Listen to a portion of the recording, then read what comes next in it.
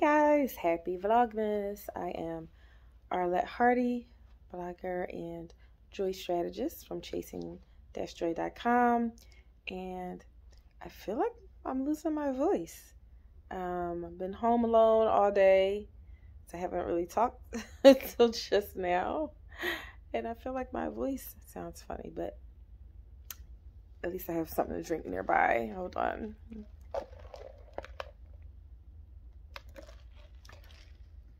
I don't know if that's any better, but I guess I'm going to do another story time. You guys seem to like that. My life isn't that interesting, but I have a few good, entertaining stories, so I could pull another one out for you all. By the way, I'm sitting here folding clothes, laundry, and I try to match outfits while I'm doing it so that things are easier during the week or whenever, because it's already a week, but so that things are easier when we're getting dressed. Those outfits are already put together down to the underclothing and socks and all that for all three of us. So, but anyway, okay, story time. So this is another dating story. So you guys in the comments, the previous story time video, someone said that they would love to hear the story of when I went on a date, or when I realized my date was in a cult. So let me just say up front, I don't know for sure if this is a cult, like by the official definition. That was my thinking when I had this epiphany in the midst of the date. And if you so happen to be, I don't even know whether to call it a religion or a member, based off what he said, but if that's you, I hope you're not offended by my story. But if you are, then you can feel free to not return to my channel if that's what makes you feel better. And I guess I'll do a disclaimer. All the views here on the Chasing Joy YouTube and other social media are my own views and no one else's. So even if I don't delve into the cult aspect, though I will, this will end up being a terrible date all around. So I met this gentleman. I don't remember the year, but I was in my 30s. Yeah, I was in my 30s, like early to mid 30s. Because I decided to do the whole single mom by choice thing right as I was turning 35. And so I kind of slowed down a little bit with the dating then. So this would have been the early 30s. All right, so met this guy on a dating site. I believe it was Black Singles, and I don't really remember much about his profile or anything like that. I guess he was attractive enough, and our online interaction was fine, so we moved forward to phone calls and then to dating. So I learned years prior, like years and years prior, that if you date online, the goal is to move from the dating app, from the phone to in person quickly. Just in case when you meet them in person, you don't like the vibe or they don't look how you thought they looked, you haven't shared a whole bunch of personal information that you wish you could take back, because I have had that experience too. So I know we progressed to meeting in person pretty quickly. In the first date, I remember it being a really good date. We met at the mall, and I don't remember if we went to the movies or not, but I know we met at the mall, and I know we got something to eat in the food court, and then I needed to buy a book for my book club, and he went with me to the bookstore, and then he bought my book for me. He paid for my book, and I thought that was really, really nice, and I remember leaving the date feeling very good about it. Second date, we met at TGI Fridays, and he seemed a little socially awkward. Um, I don't remember all the details all these years later, but I think that there was like he seemed kind of timid when he like giving a name to the hostess because there was like a little bit of a wait. There was just a couple things that I can't remember exactly what they were now, but things that made me feel like, you know, he was maybe on the more shy side. And I've always been more attracted to the alpha male type, and most of the men in my family are kind of more the alpha male type. So it just wasn't what I expect. But at that point in time, like dating had not gone well for me. And I had been single, I think, for a few years after the relationship that I thought was leading towards marriage did not go that way. So in my mind, it was like, you know what? Don't count this guy out because all these alpha males you dated before have not worked out. So let's see what's up with this more shy guy. So that's how I left the second date. And then I had like, you know, I don't know about y'all, but people who are dating, you kind of have like these little rules and things that you follow or routines. So mine was that after we had, you know, talked on the phone and progressed it in person, if we'd gone out twice and I felt, you know, safe around the person, if, you know, meeting in public and whatnot, that I then would feel comfortable with them picking me up. So for the third date, oh, I remember part of the timidness was for the second date, I planned the date. And I felt like, so when it came time for the third date, I said to him, you know, yeah, I definitely want to go out, but you know, this time you plan a date. And I remember saying to him, I said, I feel like I kind of took over and planned the first two dates. So you go ahead and plan the next one and you can, I'll ride with you. You can come and get me. And he was like, oh, okay. And then he was like, well, what do you like to do? So I made sure to not like take it over. Because I don't think I have a takeover spirit, but I do have a like, okay, let's get to it kind of spirit. So I made myself be patient. And so I said, well, you know, I like plenty of things. You know, I like movies, I like bowling, I like going out to eat, I like walking in the mall, I like going for a walk. Like I listed a whole bunch of things that I liked so that there was plenty of things that he could pull from. So we set a date and time. And he was supposed to, you know, I agreed to a certain date. I think it was like a Saturday night and a certain time, like a normal time for a date. Maybe, I don't remember the time, but maybe probably like 6 or 7.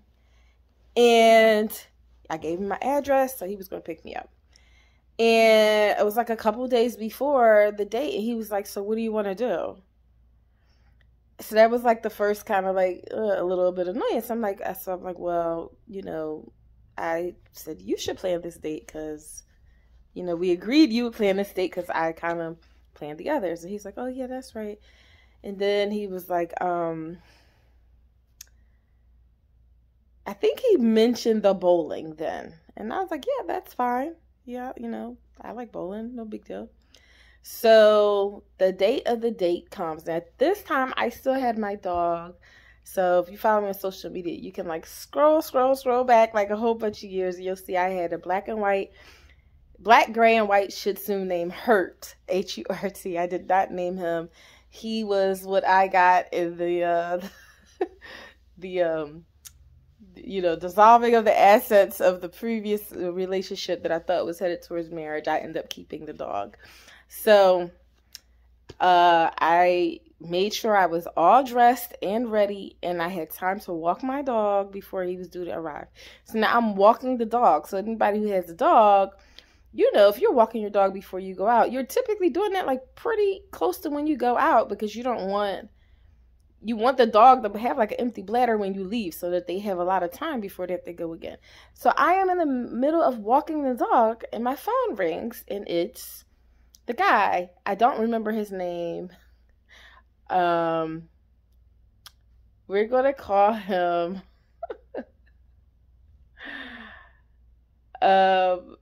We would call him PT Cruiser number one, which is a funny joke with my former coworker and friend. Because at one point in time, I kept dating guys, and they all, a couple of them, they end up having like PT Cruisers back to back. And so she had nicknamed one of them PT Cruiser. So we could say PT Cruiser number one. We'll say PT for short. So I am walking the dog, and PT calls me, and I'm like, hey, and he's like, what are you doing? And I'm thinking, what do you mean? What am I doing? Like, I'm thinking you're calling because you're in the neighborhood. So I was like, well, I'm walking the dog so that I'll be ready when you get here. And he's like, oh man, well, I'm running late. I'm still in the barbershop.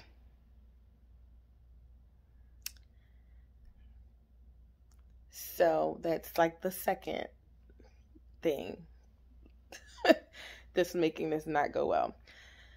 So I'm like, okay. I was like, well, how long are you going to be? And I forget what he says, but I decide that I'll wait. So I take the dog in the house, and now I'm just waiting. And I think over an hour goes by from the time he was supposed to pick me up. And my mom comes home. She had been at bingo. And she's like, what are you doing here? Because she knew I was supposed to be going on this date. I said, well, he's like super late. And at that point, I said, I was like, I ain't even going to go. I'm about to go change my clothes and put my PJs on and relax. And so just as I was saying that, my phone rang. And he's like, I'm outside. I think I'm on your street. So I was like, ugh. So I was like, okay. And I hung up. And my mom was like, just go on the date. She was like, he's already here. And you're ready, so you know, go. You might try to have a nice time. And I think she just like wanted me to have a nice time. Like I said, dating hadn't gone well, that relationship had ended. This isn't that long after my dad died. Like, not, I don't think it was the same year, but like it just hadn't been a good period of time for me for like a couple of years, really. And so my mom was like, just go. You might have fun. Like, just go. You know, don't overthink it. He's already here. So I was like, okay. So I go. So I get in the car. And I'm not saying anything because, like, he's running the date, right? So we're driving. And I used to live near the Roosevelt Boulevard. So, like, a few blocks away. So we get to the boulevard. And if you're from Philly or familiar with Philly, the boulevard runs north and south. So we get there and he's like, well, which way do I go? And I was like, well, where are we going? And he was like, oh, where did you want to go? Yeah. I was ready to be like, you know what? Just let me out. Pull over. Let me out the car. And so I think I did say pull over. And then I was like, I thought you said we were going bowling. And then he was like, oh, yeah, we could do that. So here, once again, he is not really planning the date. So he was like, well, what bowling alley, should we go to? I'm already so sick of this date. We have barely got away from my house.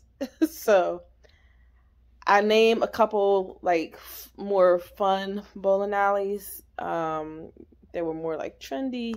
So I was like, we could go to North Bowl or Lucky Strike. And I was kind of pushing for North Bowl because I felt it was closer. And I was like, North Bowl, there's a valet. Lucky Strike, you got to get parking, blah, blah, blah. So, but anyway, so he decides Lucky Strike. So I said, okay, so we end up going to Center City. Now, on the way there, the radio is on. And there was a concert being advertised. And it was like an old school hip hop concert. So it was like Salt-N-Pepa and a bunch of other people. I don't remember other people. The reason I remember Salt-N-Pepa is because they say Salt-N-Pepa. And he is like, oh, I never liked them. So I'm like, who doesn't like Salt-N-Pepa? Like, what? To the point where you have to speak on it. So I was like, why? He was like, they're too girly. I was like, they're girls. Like, it just didn't make sense. And somehow them being too girly led into a conversation about gay people.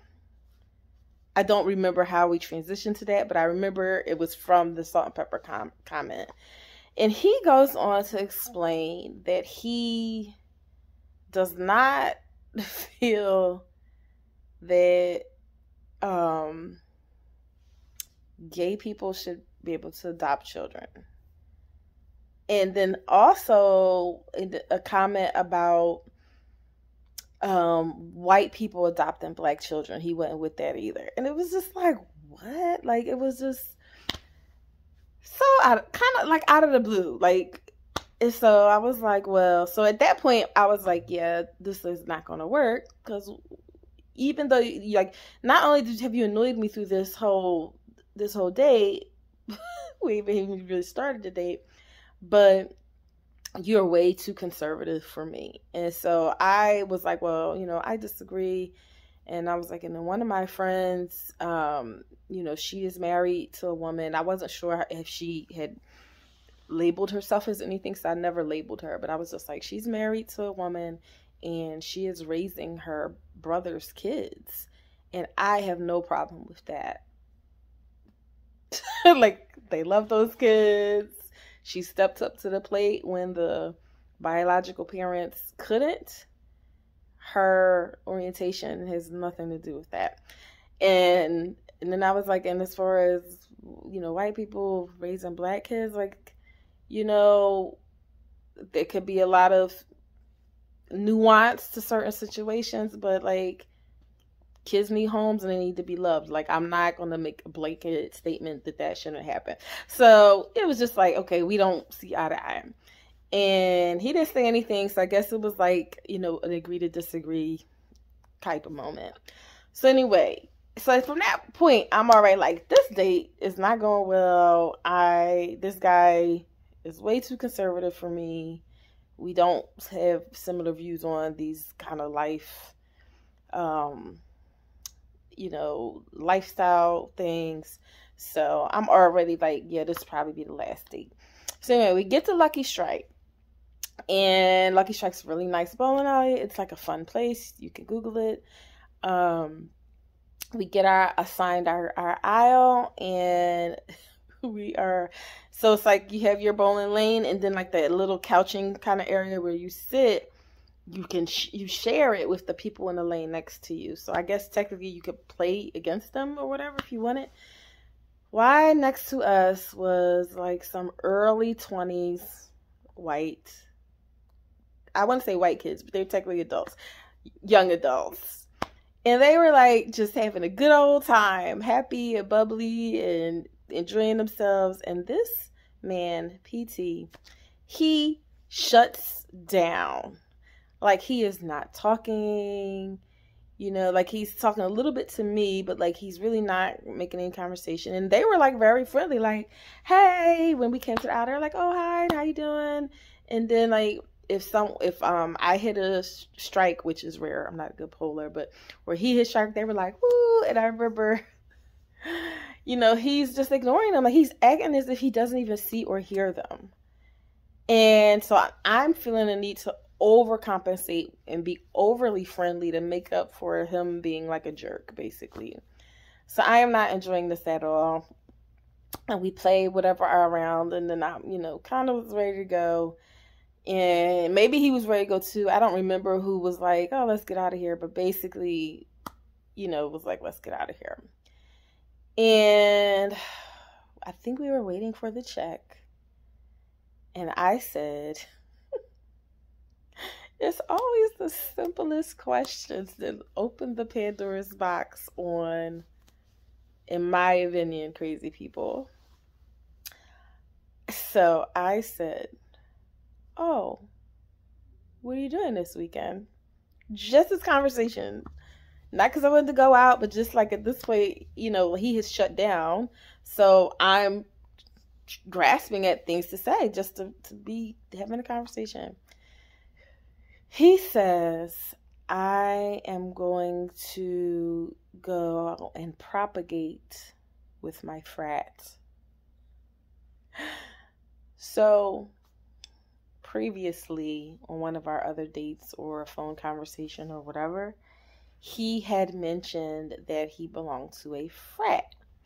So I asked which one, and then I'm thinking, the historically black fraternities. I'm thinking he was saying one of those. No, he says it's the Ancient Egyptian Order.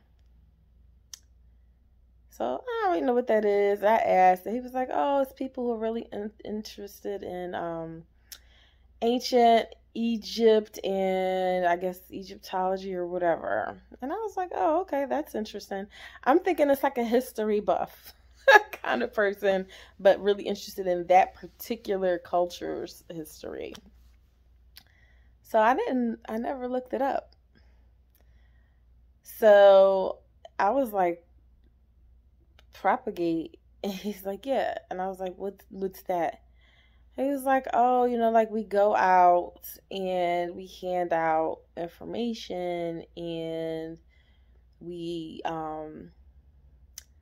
tell people, I don't remember exactly the words, but basically they tell people about the ancient Egyptian order and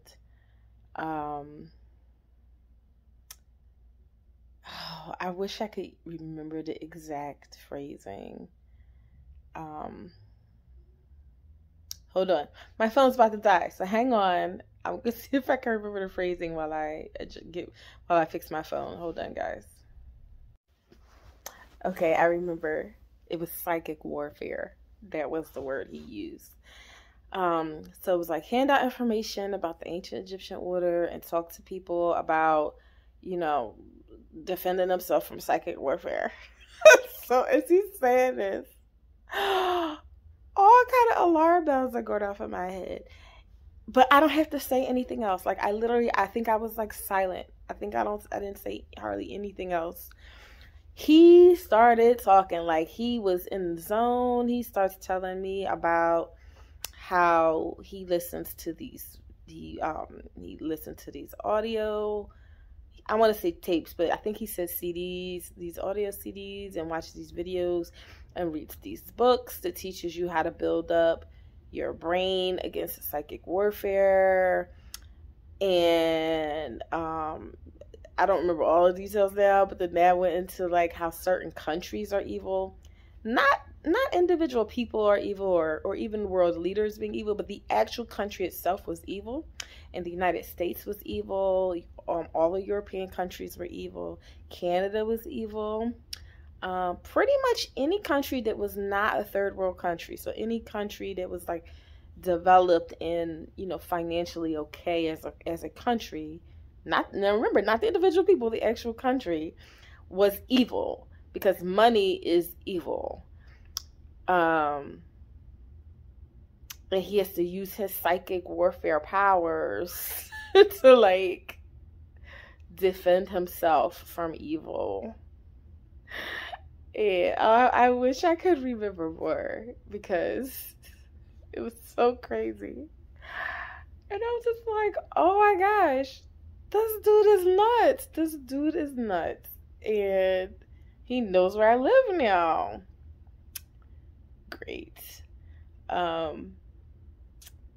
And I feel like he felt like white people were evil, which I think is why he was like, he shut down when they were on our aisle. But yeah, so then I realized that when he said go out and propagate, that he was one of those people that stands on the corner and like yells in megaphones as people are walking by about all kind of crazy stuff. Because I think I asked him, I was like, oh, is that like the group of people that I'll see abroad in Albany sometime? He was like, yeah. Sometimes my brothers are out there, and I'm just like, oh my gosh, he's crazy. Like this is like a cult.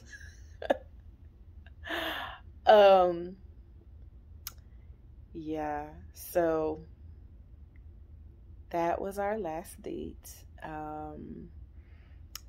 I felt afraid going home with him, but I couldn't figure a way to like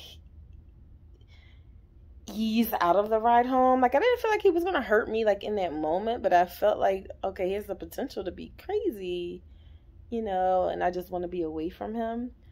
And, prior to that date and our getting to know each other, I knew he owned a gun. I don't remember how that came up, but I knew he owned a gun. And I knew that he had a job that gave him access to people's social security numbers.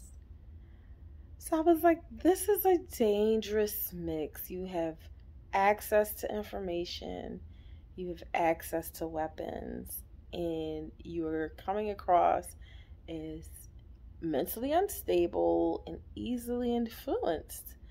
So anyway, I got home safe, and my mom was like, how was it? And I was like, wow, he is crazy, he's in a cult. And we looked it up. And it definitely, if not a cult, it definitely seemed more like, I don't want to say a pyramid scheme, but it definitely seemed like a I don't know, in my opinion, like a fraud, like somebody selling folks who are looking to connect to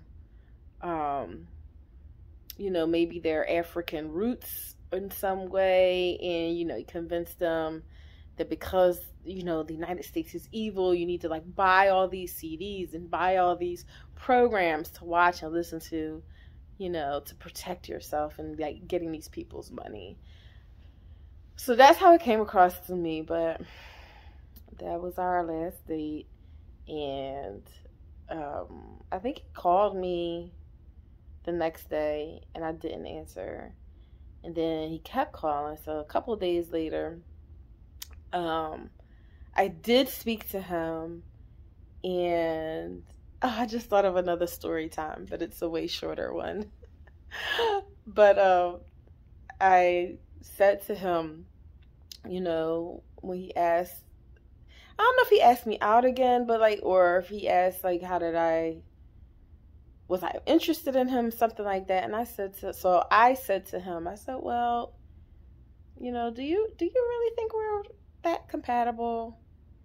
And he was like, well, yeah, I guess not. So I was like, yeah. So I don't want to say I flipped it and like made him think that he was kind of ending things, but I definitely like framed it in a way where, I felt like I didn't upset him, and I don't think he felt rejected. Yeah, but I was scared. I was scared for about a week or two, because I'm like, this dude knows where I live and he has a gun and he's mentally unstable. And I had never been more thankful to work on a military base until that situation. And because I go home and then get in my car, go to work, and I'm on a base, so no strangers could just walk on there, and do anything or start following me from work. So but yeah, so that's my story. I hope it was entertaining. When I said it made me think of another story time, it made me think of the time where I got asked out by a murderer, but we did not go out. So I'll say that could be like a real quick short story time, or maybe I could do some kind of compilation of like shorter stories. But that was another situation where I kind of, got out of it without really rejecting the person. But yeah, so once again, I dodged a bullet.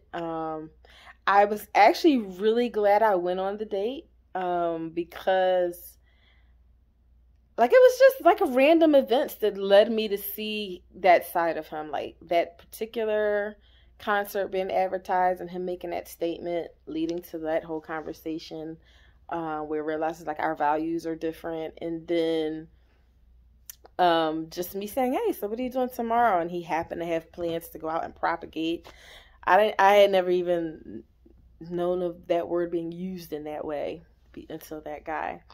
But yeah, if he would have just been late, and if my mom hadn't come home, and I was like I said, I was moments away from texting him, just being like, you know what, I'm tired, let's just do it another time. I would have probably given him another chance, because we'd had the other 2 dates that went well.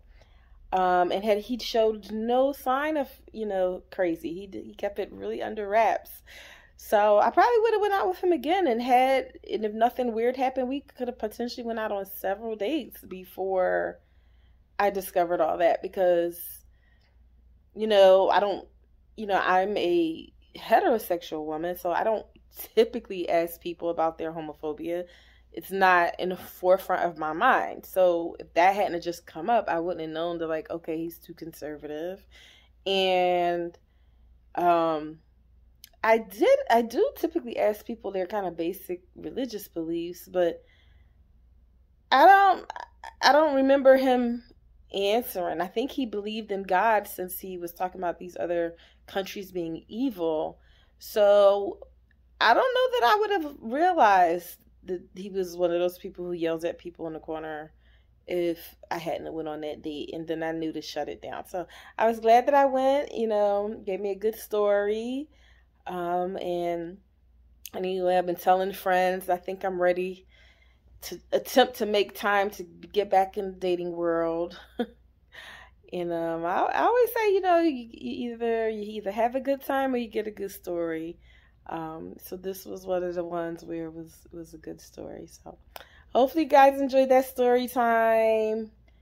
And let me know in the comments.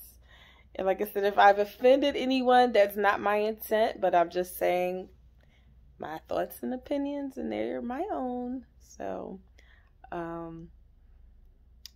if you watch to the end, put a car emoji, because he drove the PT Cruiser, and that was the nickname that I used for this story time. So thanks for watching, and let me give you some more content ideas, some more Vlogmas ideas, guys, because we still have like 2 more weeks. So, and I don't have 2 more weeks worth of bad dating stories, thank goodness, though I am thinking of more of them as we're talking. But anyway, that's all for now. I gotta go and pump some milk and then do daycare pickup and put these clothes away. So bye.